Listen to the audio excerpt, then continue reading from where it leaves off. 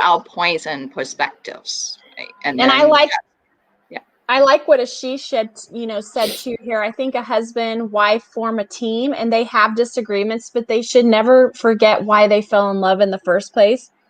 And I think a lot of times for Kevin and I mean, there's times when, we like each other, we don't like each other, depending on what we're going through, what we're arguing about, or how much stress. But I always love him. And I feel for me, love is a choice. It's not based on just emotion. I have chosen him as my life partner. I know why I love him. I know why I respect him, highly. And, and I believe in, I told my mother-in-law the other day, I won't tell you exactly how I said it just to be LinkedIn appropriate.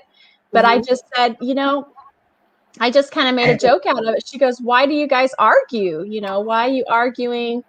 And then of course I have to remind her and Dad used to argue a lot. And then I said, well, it's fun for me because if we argue and we get all worked up and then we work it out, kind of like Jacqueline said, and then I get to hug and kiss him and then we start all over again. Everything's gone. It's all washed away. And, we fight, but then we come back in love again.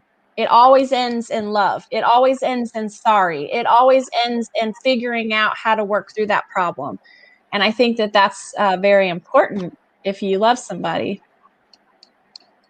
Yes. They're asking, when is the debate enough and time to call it a day to get into the fridge? When you continue to repeat the same thing over and over again, drop it.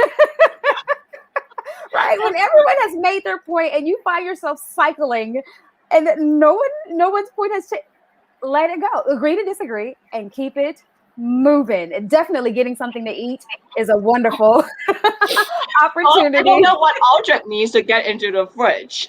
Did we type someone into the fridge to cool off? He's thinking that like a snack or mealtime. Like, let's move on. That's what I'm hoping. Don't put bodies in the fridge, Aldrich. we need Aldrich classes to clarify that.